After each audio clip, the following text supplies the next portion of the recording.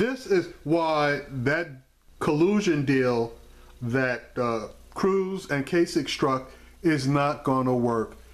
You're gonna. This interview is one of the politicians out of the state of Pennsylvania. He's a Kasich supporter.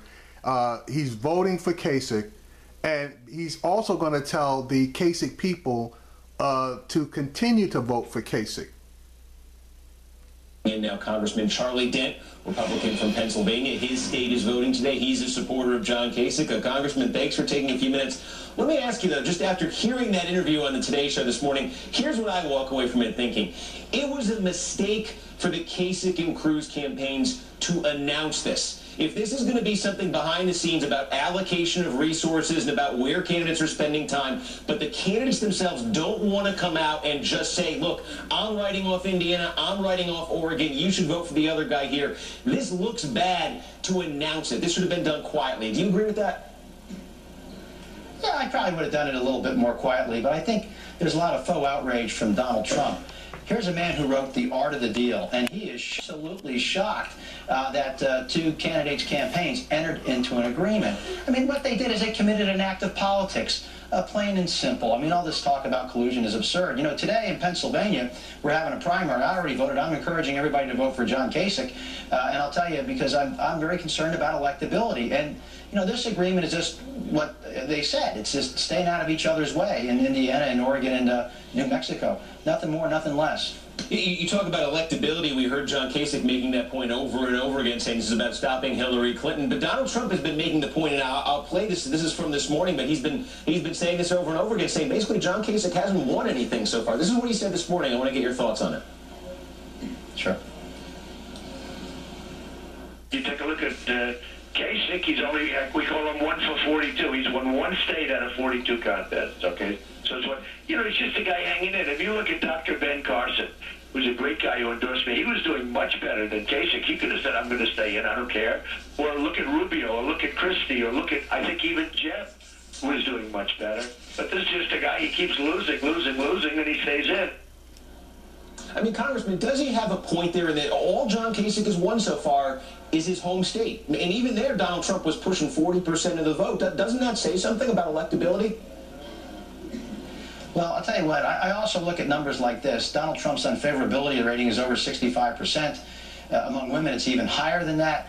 I've seen numbers that just show that Donald Trump really doesn't have the capacity to win a general election. He's talking about process and tactics and mocking the way John Kasich eats pancakes, instead of talking about the serious substantive issues that this country faces. He's been running an issue-free campaign largely. John Kasich has been running a substantive campaign.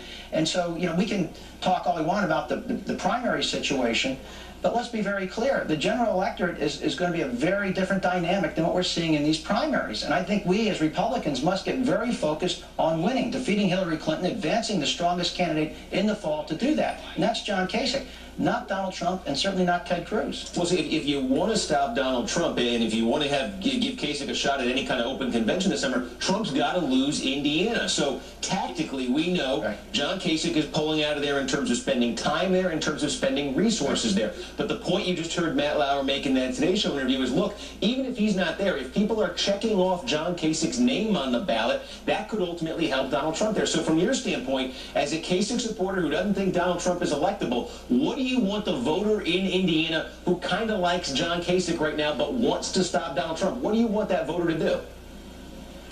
I would tell him still to vote for John Kasich, because I cannot presume for a second that a John Kasich supporter will automatically vote for Ted Cruz. I think that... Exactly. You can't automatically assume that.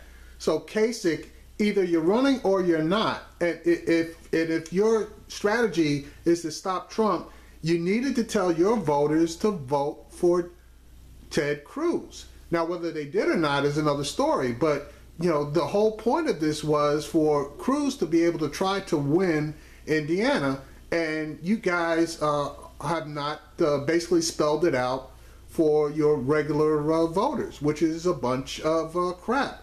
As a matter of fact, you know, a lot of the interviews have shown that the Kasich voters are still going to vote for Kasich. So you dropping out basically is just not dropping out, but you exiting Indiana is just you losing another state. And Ted Cruz, I don't believe is going to win Indiana. It's a bad assumption to make. Even if John Kasich were to direct him to do that, I believe that if you're going to vote for John Kasich, you should stay there, because you couldn't rely on a Kasich voter necessarily to go vote for Ted Cruz. I think there's a good chance that that person may end up voting for Donald Trump. In fact, Ted Cruz for some time had been saying that John Kasich should drop out of the race.